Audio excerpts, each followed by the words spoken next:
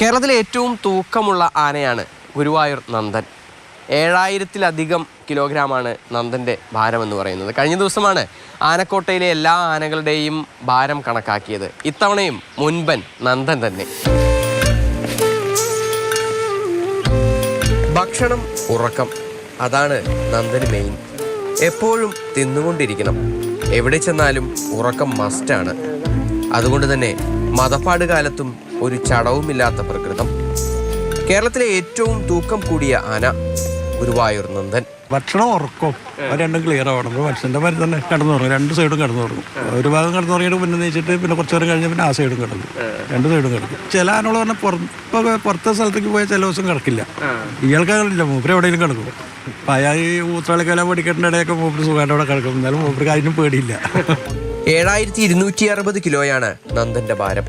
ശരീരവലുപ്പം നന്ദനോളമുള്ള ഒരു ആനയും ഇന്ന് കേരളത്തിലില്ല. ഗുരുവായൂർ ആനക്കോട്ടയിൽ നിന്ന് ഏക്കത്തിന് പോകുന്ന ആനകളിൽ ഏറ്റവും ആവശ്യക്കാരുള്ളതും നന്ദനാണ്. തൃശൂർ പൂരത്തിന് പാറമേക്കാവിന്റെ തിടമ്പേറ്റുന്ന കൊമ്പൻ അഴകിന്റെ കാര്യത്തിലും മുമ്പൻ തന്നെ. വലിയ ആകാരമുള്ള ആന, നല്ല നട, നല്ല ശരീരം, അമരം നടയും നല്ല കനമുള്ളത്, നല്ല തുമ്പിക്കന എല്ലാം ഉള്ള അഴകുള്ളൊരു ആനയാണ് നന്ദൻ. നന്ദൻ എന്ന് പറഞ്ഞാൽ ആ ഒരു ഫിഗർ തൃശ്ശൂർ പൂരത്തിന് നിൽക്കുക, അത് എന്താ പറയുക, രണ്ടാനയുടെ സ്ഥലം തൃശ്ശൂർ പൂരത്തിൽ എടുക്കുന്ന ഒരു ആനയാണ് നന്ദൻ. കാരണം അവൻ്റെ ആകാര ഭംഗിയും ആ വലുപ്പം കാരണം കൊണ്ട് തന്നെ 16 ആനയ്ക്കുള്ള സ്ഥലം വേണ്ടി വരും നന്ദൻ കയറി നിന്നാൽ. അതാണ് അതിൻ്റെ ആ വലുപ്പം. പുന്നത്തൂർ കോട്ടയിൽ ആനകൾക്ക് സുഖചികിത്സ ആരംഭിച്ചെങ്കിലും നന്ദന് തുടങ്ങിയിട്ടില്ല. കഴിഞ്ഞ ആഴ്ചയിൽ നീരിൽ കെട്ടി. ഇനി നീരുകാലം കഴിഞ്ഞാകും നന്ദനുള്ള സുഖചികിത്സ. മണികണ്ഠനൊപ്പം MS ലിഷോയ്, മാതൃഭൂമി ന്യൂസ്, തൃശൂർ. ലിഷോയ് ചേർന്നപ്പം ഗുഡ് മോർണിംഗ് ലിഷോയ്. അങ്ങനെ നന്ദൻ ഭംഗിയുടെ കാര്യത്തിലും സൗന്ദര്യത്തിൻ്റെ കാര്യത്തിലും തൂക്കത്തിൻ്റെ കാര്യത്തിലും മുമ്പനായിട്ട് മുന്നോട്ട് പോകുന്നു. ആഹാരം കഴിക്കുക, ഉറങ്ങുക, സാധാരണ ഏതൊരാൾക്കും ഉള്ള ഒരു താല്പര്യം തന്നെ അവനുമുള്ളൂ. കുറ്റപ്പെടുത്താനേ പറ്റില്ല.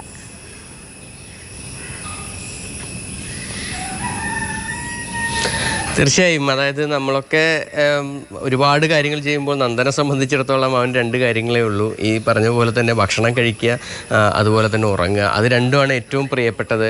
ഈ പാപ്പാൻ്റെ അടുത്ത് സംസാരിച്ചപ്പോൾ പറഞ്ഞത് ഏകദേശം 3500 കിലോയോളം പട്ട ഒരു ദിവസം നന്ദൻ തിന്നും എന്നുള്ളതാണ്. അതുകൂടാതെ ഈ പുല്ല് വളരെ ഇഷ്ടപ്പെട്ട ഒരു ഭക്ഷണമാണ്. അപ്പോൾ അതുകൊണ്ട് പുല്ലും കൊടുക്കും. ഗുരുവായൂർ ആനക്കോട്ടയിലായതിനാൽ തന്നെ ഇങ്ങനെ ഭക്ഷണത്തിനും അതുപോലെ തന്നെ മറ്റ് കാര്യങ്ങൾക്കൊന്നും യാതൊരു വിധത്തിലുള്ള ഒരു കുറവൊന്നും കാണില്ല എന്നുള്ളതാണ് നന്ദനെ സംബന്ധിച്ചിടത്തോളം ഏറ്റവും ഹാപ്പി ആക്കുന്നൊരു കാര്യം. അതിനോടൊപ്പം തന്നെ ഉറക്കം. നേരത്തെ പാപ്പാൻ പറഞ്ഞു, അതായത് ഉത്രാളിക്കാവ് വെടിക്കെട്ടിൻ്റെ ഇടയിലാണെങ്കിൽ പോലും ആ ഒരു സ്ഥലത്താണെങ്കിൽ പോലും ആള് സുഖമായിട്ട് കിടന്നുറങ്ങിക്കൊള്ളുന്നു. സാധാരണഗതിയിൽ വെടിക്കെട്ടൊക്കെ ഉണ്ടാകുമ്പോൾ ആനകളെ ആ പ്രദേശത്ത് നിന്നും പരമാവധി മാറ്റി കൊണ്ടുപോവുകയാണ് പാപ്പാന്മാരൊക്കെ ചെയ്യാറുള്ളത്. പക്ഷെ നന്ദനെ സംബന്ധിച്ചിടത്തോളം അതൊന്നൊരു വിഷയമല്ല. തനിക്ക് നന്നായി ഒന്ന് ഉറങ്ങണം. അതിനിപ്പോൾ എവിടെയായാലും ഏത് തിരക്കിനിടയിലായാലും തൻ്റെ സമയമാകുമ്പോൾ തന്നത് ഉറങ്ങുക തന്നെ ചെയ്യും എന്നുള്ളതാണ് പാപ്പാൻ പറയുന്നത്. എന്തായാലും സുഖചികിത്സയുടെ കാലമാണ് ആനകൾക്ക് ഗുരുവായൂർ ആനക്കോട്ടയിൽ. പക്ഷേ നന്ദൻ കഴിഞ്ഞ ആഴ്ച നീരിൽ കയറി.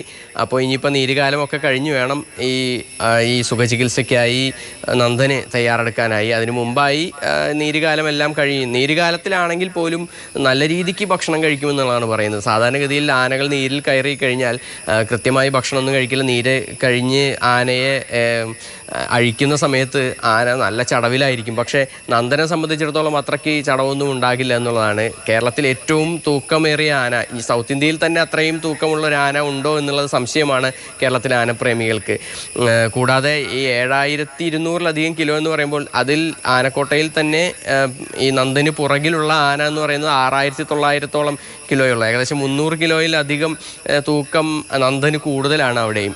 കേരളത്തിൽ തന്നെ പുതുപ്പള്ളി കേശവനായാലും അതുപോലെ തന്നെ മുള്ളത്ത് ഗണപതി അങ്ങനെയുള്ള ആനകളൊക്കെ നല്ല തടിയൊക്കെയുള്ള ആനകളുണ്ട്. പക്ഷേ അവരാരും തന്നെ നന്ദൻ്റെ അടുത്തേക്ക് എത്തില്ല, അല്ലെങ്കിൽ നന്ദനോളം എത്തില്ല എന്നുള്ളതാണ് ഇപ്പോൾ പുറത്തു വരുന്ന കണക്കുകളെല്ലാം തന്നെ. എന്തായാലും ഉഷാറായി നീരിൽ നിന്ന് അഴിച്ചതിന് ശേഷം ഉഷാറായി സുഖചികിത്സയൊക്കെ നടത്താമെന്നാണ് പാപ്പാന്മാരും പറയുന്നത്.